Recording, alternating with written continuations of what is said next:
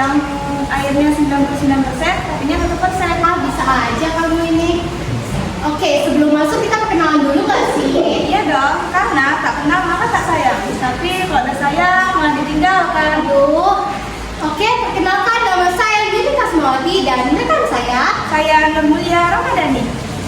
Oke, sebelum masuk kita kedatangan tamu yang spektakuler loh, yang kita undang untuk memberi kita wawasan kali ini. Ini dia tamunya, silakan masuk Bang.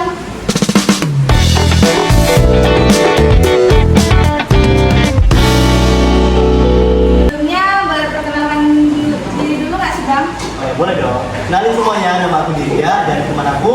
Saya Rahmat Setia Purnomo. Halo semuanya. Halo. Halo. Gimana kabarnya hari ini Bang? Alhamdulillah. Baik. Tapi ada nih SK. Aku tuh nggak sehat Bang. Dompetnya. Setelah itu kami pun nggak sehat Bang.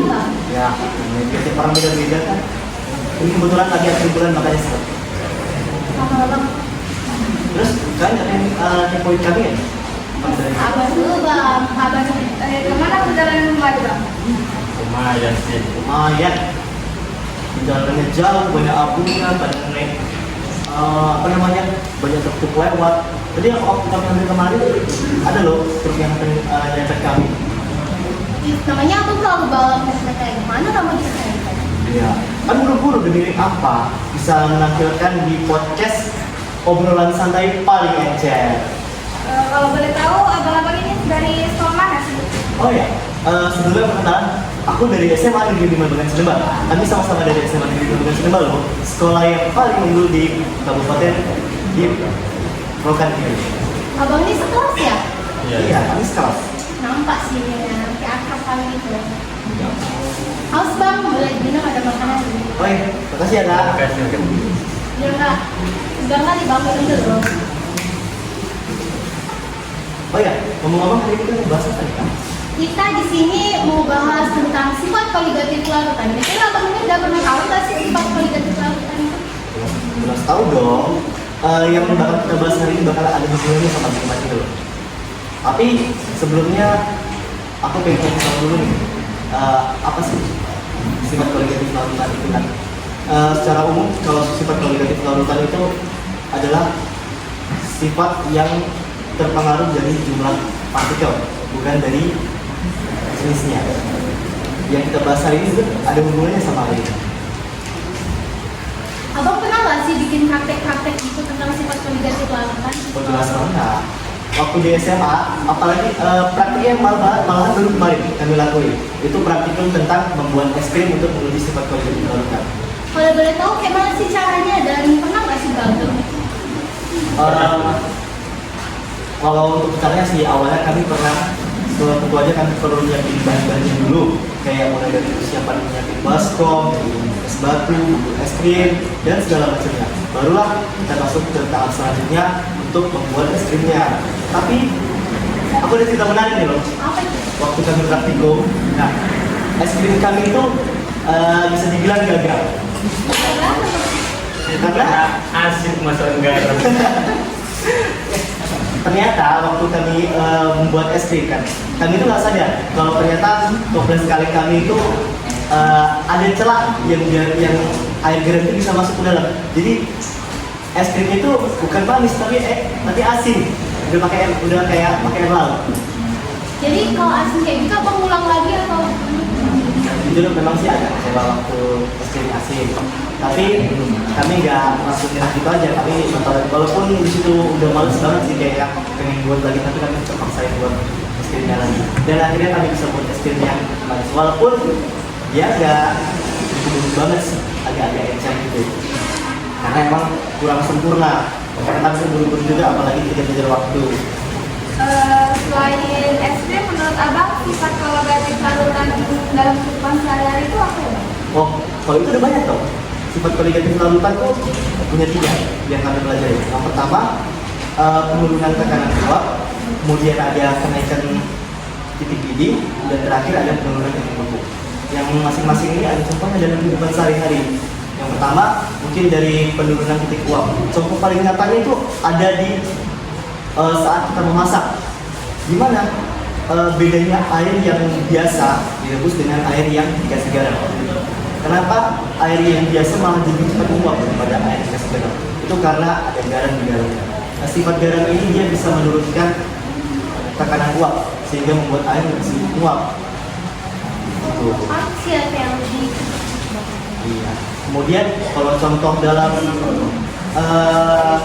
penurunan titik beku, baru aja yang kita bahas itu ada pembuatan es krim.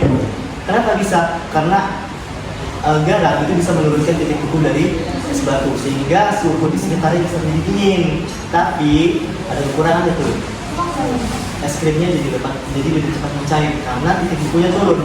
Dia jadi gampang terpengaruh oleh suhu luar. Jadi kurang lebih kayak gitu. Dan yang terakhir ada dia peningkatan titik beki. Jadi sama sih mirip-mirip kayak yang pertama tadi. Ya ketika air direbus, airnya kan jadi lebih sulit menguap kan. Itu karena ada peningkatan titik beki akibat garam tadi. Yang bisa kita ambil juga kayak minuman ini sama air biasa. Yang lebih sulit menguap justru minuman ini. Kok bisa? Karena dia mengandung garam. Itu. Menurut abang nih, pelajaran kimia itu apa sih yang paling seru? Kalau menurut abang udah jelas dong. Semua pelajaran kimia itu seru, gak ada yang seru. Selama kita bisa memahami, otomatis apapun yang kita belajar itu bakalan seru. Apalagi kalau udah dijelasin sama guru kimia yang paling kece. kalau boleh tahu siapa tuh Bang? Siapa lagi kalau bukan Ibu Reza Cerita, dia dari Tonga. Oke, boleh.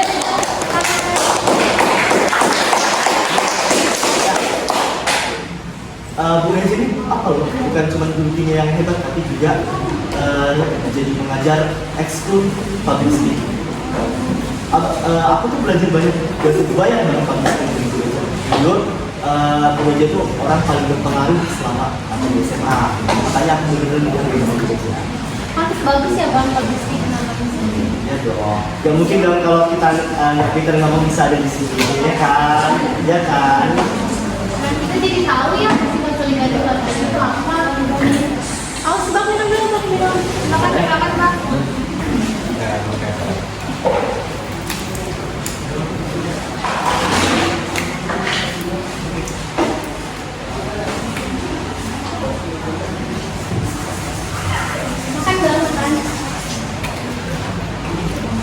Kalian jangan mendengarkan kami lagi. Daripada kita bahas sifat kolektif valuta aja, kita nggak bahas apa. Ya sih. Menurut abang nih, selain pembuatan es krim di dalam pelajaran kimia, apa aja sih yang sering dilakukan praktek kimia ini? Oh, kalau yang kemarin kita ada praktek itu ya kita tuh bisa nyalain api atau dengan kayak estafet gitu sih. Dia lewat busa. Padahal busa ini dia ke air, tapi kok bisa ya? Api itu bisa menyala. Bahkan bisa bahasanya disalurkan dari kita ke teman yang lain, ya kan? Inilah menariknya kimia. Kimia itu banyak banget hubungannya sama kehidupan kita sehari-hari. Makanya aku tuh suka banget kalau dari kimia. Nanti Abang cinta ya sama kimia. Suka banget dong. Pelajarannya seru ya? Seru banget. Pakai banget. Kira-kira pas pembakaran hidrokarbon itu, abang-abang ini pada takut nggak sih waktu bakaran itu Saya tahu tangannya kebakar. Waktu praktikum tuh pasti selalu ada aja cerita-cerita mengenai waktu hidrokarbon kalau nggak salah itu kan. Bulu tangan tuh sampai habis kebakar gara-gara praktikum hidrokarbon itu. Padahal kayak apinya kecil-kecil aja, cuman kayak bus gitu aja kan. Terus pas ditengok tanya kok bulu gosong ya?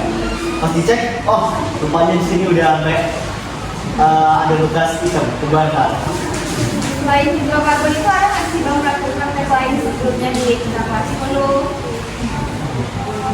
Ada banyak praktek waktu kita kelas 10, cuman kan jadi nggak mungkin kita bahas semua hari ini kan. Jujur, kimia tuh sebuah kalau kita kimia kan dua yang ada dan dulu.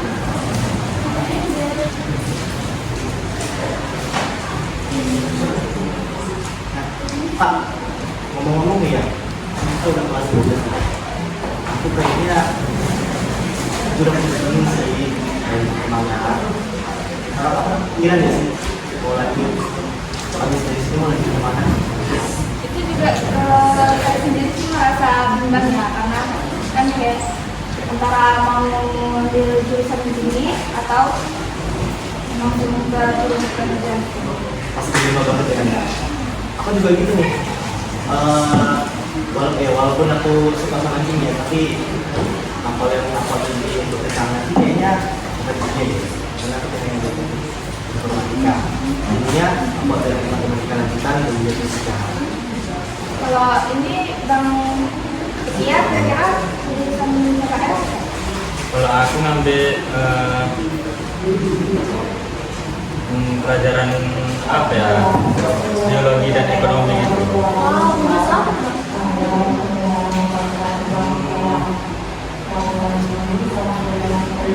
Masuk jurusan itulah pokoknya. Banyak pikiran ya bang sampai lupa. Banyak kali pikirannya karena gak duit. Tapi lihat gak sih kalau misalnya kita jurusan yang kita ambil sekarang itu kebanyakan gak sesuai sama yang kita pesan dulu. Ya, karena kebanyakan kita fase di pelajaran ini, tapi pas sudah mengambil jurusan itu beda jauh sama yang kita bisa. Kadang sampai dilema apakah kita harus menjadi kita atau mungkin realitas kehidupan ya kan. Apalagi ya udah tahu sekarang itu cuma susah. Bahkan itu orang yang kuliah itu bahkan masih susah cari kerja. Bahkan sampai orang pikir demi kuliah atau harus kerja guys. Kebanyakan tuh mereka kayak mending kerja aja, soalnya butuh uang banyak ini. Tapi walaupun gitu aku nggak terlalu percaya gitu sih karena aku udah siapin dari awal. Makanya dari sekarang aku pengen nikmatin masa SMA aku sebelum aku menghadapi realitas kehidupan. Kayaknya bagus gak sih kalau di masa SMA itu kita punya banyak kenangan baru kita kelas kan. Bagus, karena SMA ini nggak bisa diulang lagi bang. Emang mau ulang SMA lagi? Jujur enggak sih, cuman kalau disuruh ngulangin kenangannya kayak total kangen sih sama kejadian di kelas kita kayak kita lucu-lucuan bareng, kena marah bareng, kena marah sekelas, ya segala macamnya lah yang mungkin kena lakukan orang sudah. Terima kasih ya Bang Dika dan Bang Purnomo atas wawasannya yang telah diberikan kepada kami. Di sini kami jadi paham apa itu sifat kerja kebarusan dan cerita-cerita menarik abang deh. Jujur, aku kasih yang lama-lama sih di sini, tapi sayang kayaknya waktunya Nggak cukup. nggak merestui karena kita masih pengen bisa lebih lama-lama di sini. Mungkin lain waktu kita bisa ketemuan Bang. Boleh dong. Kapanpun kalian boleh undang kami datang ke sini lagi. Sekian podcast dari kami. Bisa kami akhiri. Wassalamualaikum warahmatullahi wabarakatuh. Waalaikumsalam.